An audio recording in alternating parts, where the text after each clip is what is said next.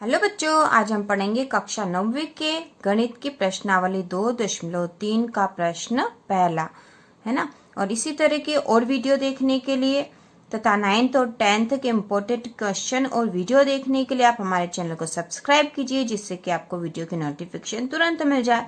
तो चलो बच्चों, शुरू करते हैं। प्रश्न पहला, x की घात 3 धन 3x का स्क्वायर धन 3x धन 1 को निम्नलिखित से भाग देने पर शेषफल ज्ञात कीजिए, है ना। शेषफल ज्ञात करना हमें, तो किससे भाग देना, तो हमें यहाँ पर दे रखे हैं 5 क्वेश्चन के, इनसे भाग देने पर शेषफल ज्ञात कीजिए। तो पहला है x धन 1। अब इस सवाल को हम कॉपी में करेंगे ताकि हम अच्छे से इसको समझ जाएं। तो बच्चों, प्रश्नावली 2.3 के का प्रश्न पहले का पहला है x धन 1, है ना। तो हमें शेषफल ज्ञात करना है यहाँ पे। तो यहाँ पे हम जो करेंगे बच्चों, इसको हम यहीं पे इसी प्रश्न के साथ ही समझ लेंगे, है ना। हमने उदाहरण नहीं करें तो भी कोई बात नहीं, हम यहीं समझ लेंगे। लिखेंगे पहले शेषफल प्रमेय के अनुसार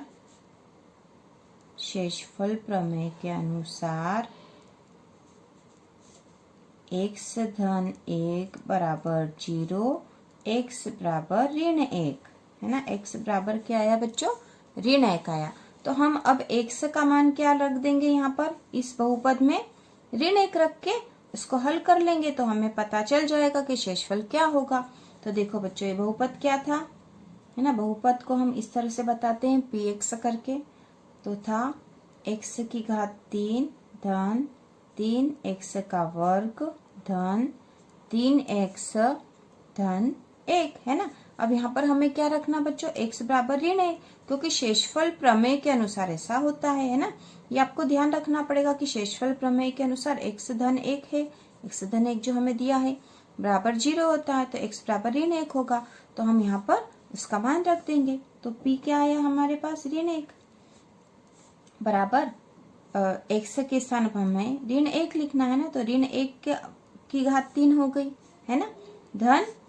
धन क्या हो जाएगा, 3 ऋण 1 का वर्ग धन 3 ऋण 1 धन 1, है ना। ये हमने इस बहुपद में इसका मान रख दिया है। अब हम इसको सॉल्व कर लेंगे।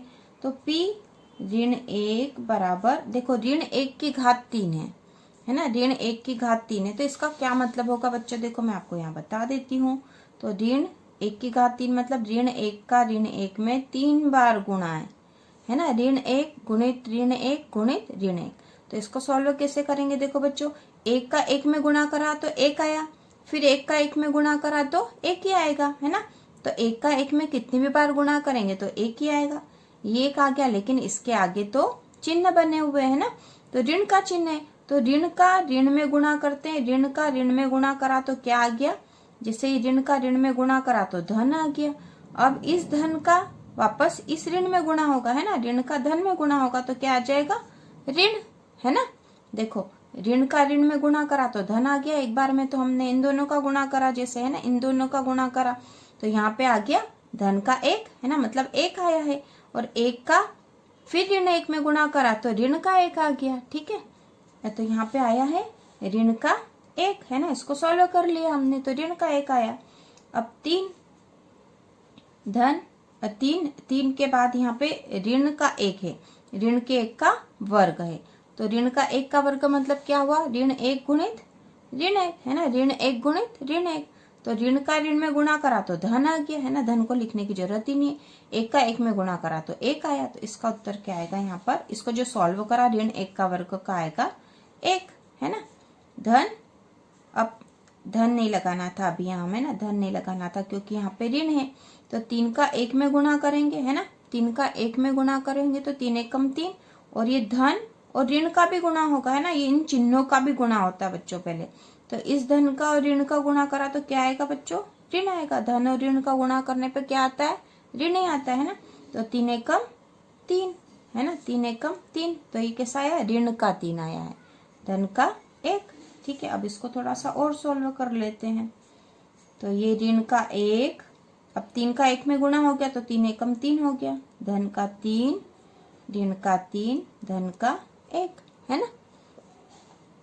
अब देखो बच्चों क्या होगा, p ऋण 1 बराबर, देखो बच्चों ये ऋण का 1 और धन का 1 मिलके क्या हो जाएंगे, आपस में इनको काट सकते हैं हम, है ना, काट देते हैं। या तो इनको काट दो, ये धन का 3 और ऋण का 3 है तो इनको काट दो, ठीक है, इनको काट सकते। या फिर हम ये भी कर सकते कि धन धन वाली संख्याओं को जोड़ लो, ऋण ऋण वाली संख्याओं को जोड़ लो, जो हम हर बार करते हैं।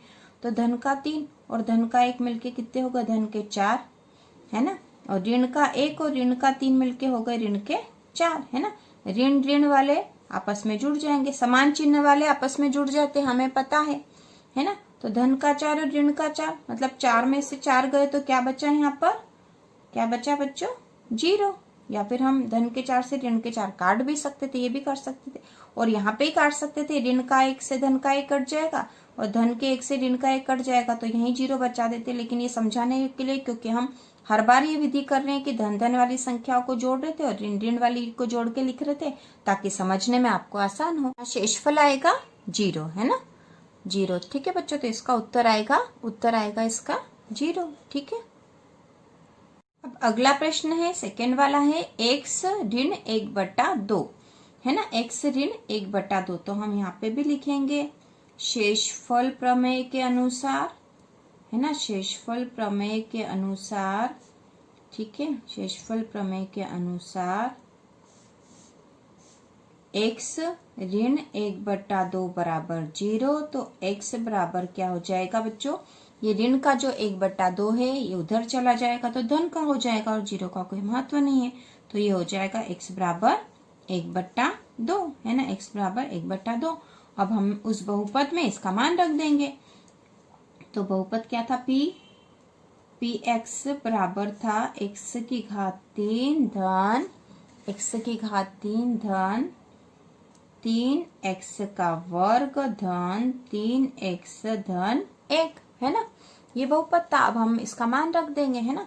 तो p क्या रखना हमें, x के स्थान पर 1/2 बराबर क्या होगा, 1/2 की घात 3 धन 3, x का वर्ग की जगह फिर क्या लिखेंगे, 1/2 का वर्ग धन 3x के स्थान पर लिखेंगे 1/2 धन 1, है ना, ये हमने लिख दिया।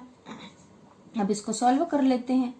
तो p 1/2 बराबर 1/2 की घात 3 है ना, 1/2 की घात 3 मतलब क्या होगा, देखो 1/2 की घात 3 मतलब 1/2 गुणित 1/2 गुणित 1/2, है ना, घात 3 है मतलब इसका 3 बार आपस में गुणा है। तो इसको सॉल्व कर लेते। देखो 1 का 1 में गुणा करा तो 1, फिर 1 ही आएगा ऊपर।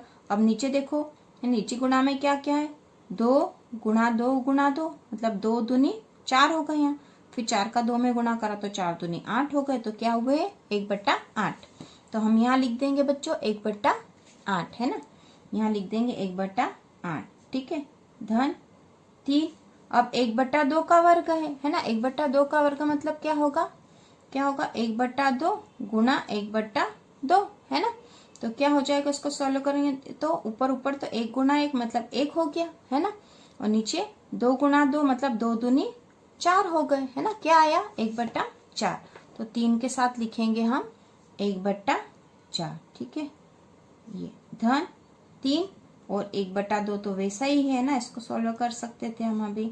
चलो अब कर लेंगे नेक्स्ट स्टेप में, है ना, p 1/2 बराबर, देखो ये 1/8 था ही सही, है ना, धन 3 का 1 में गुणा करेंगे तो 3 आया, है ना, 3/4 तो वैसे ही रहेगा, है ना, ऊपर वाली का गुणा कर दिया हमने, 3 का 1 में गुणा करा तो ये हो गया 3/4 धन, अब फिर यहाँ पे 3 का 1 में गुणा करेंगे तो 3 और बटा 2 है ही सही, तो ये हो गया 3/2 फिर धन 1, है ना, ठीक है बच्चों। अब इसको सॉल्व करने के लिए हम क्या करेंगे कि इन जो संख्याओं का है इनका एलसीएम लेना पड़ेगा हमें, है ना, इसके बटे कुछ नहीं तो हम 1 लिख देंगे, ठीक है। तो ले लेते हैं इसको, सबको सॉल्व करने के लिए 8, 4, 2 और 1 का चाहिए, तो 1 को तो लिखने की आवश्यकता ही नहीं। अब 8, 4 और 2 का लेना है तो कैसे लेते हैं बच्चों, आपको मैंने पहले भी बताया था। देखो 8, 4 और 2, है ना, इनका लेना है, तो इनमें किस संख्या का भाग चला जाएगा, सबसे पहले छोटी का देना पड़ेगा, तो 2 का दे रहे हैं, तो 2 का 8 में तो 2 चौक 8 4 बार जाता है ना, फिर 4 का तो 2 दूनी 4 2 बार जाएगा, है ना, फिर 2 का तो 2 एकम 2 हो गया, है ना। अब फिर से 2 का करेंगे 2 का, है ना, 2 का, 2 दूनी 4, ठीक है, 2 एकम 2 और 1, ठीक है। फिर 2 का करेंगे तो 2 एकम 2, है ना, 1 1, तो कितने आए बच्चों, देखो कितने आए हैं, कितने आए हैं, 2 गुणा 2 गुणा 2, मतलब 2 दूनी 4 और 4 दूनी 8, है ना, 2 दूनी 4, 4 दूनी 8, ठीक है। तो कितने आए बच्चों, 8 आए हैं, ठीक है, 8 आए तो हमने 8 यहाँ लिख दिए हैं। अब देखो अब कैसे करते हैं, यहाँ पे हमने इसका एलसीएम ले लिया तो एलसीएम 8 आया। अब इसको हमें सॉल्व करना पड़ेगा, है ना। तो हम क्या करते हैं कि यहाँ से शुरू करते हैं ना, फर्स्ट वाली संख्या से। तो 8 का 8 में भाग देंगे तो कितनी बार जाएगा, 8 का 8 में भाग देंगे तो कितनी बार जाएगा, 1 बार जाएगा। 8 एकम 8, और जो 1 आया है, 1 आया उसका ऊपर वाली संख्या में गुणा होगा, तो 1 एकम 1, 1 ही आएगा यहाँ पे धन। अब देखो अब सेकंड वाली संख्या में भी क्या करेंगे, बट्टे में क्या है, 4 है, तो 4 का 8 में भाग देंगे, कितनी बार जाएगा, 4 का 2 बार, 4 दूनी 8, 2 आए, तो 2 का फिर ऊपर वाली संख्या में गुणा होगा, तो 2 तिया 6, ठीक है। अब यहाँ पे क्या है, 3/2 है, तो 2 का भाग 8 में लगाएंगे तो कितनी बार जाएगा, 2 चौक 8, 4 आए, है ना, 4 आए, 4 का 3 में गुणा होगा तो 4 तिया 12 हुआ है ना, ठीक है। अब 1 का 8 में भाग कितनी बार जाएगा, 8 बार जाएगा, है ना, कितनी बार जाएगा, 8 बार, 1 8 8, है ना, 8 का 1 में गुणा होगा तो 8 आएगा, ठीक है। तो ये हमने ऊपर का सॉल्व कर लिया। अब देखो जो संख्या ऊपर आई है धन वाली जो है, इनको हम जोड़ देंगे और बटे 8 आएगा इसे ही, तो जोड़ दो इनको, 6 और 1 7, 7 और 12, 7 और 12 हुए 19, और 19 और 8 कितने हो जाएंगे, 27, है ना, 19 और 27/8। तो ठीक यहाँ पे आया P 1/2 बराबर 27/8 इसका शेषफल आएगा बच्चों, कितना आएगा, 27/8 जो है इसका शेषफल आएगा, ठीक।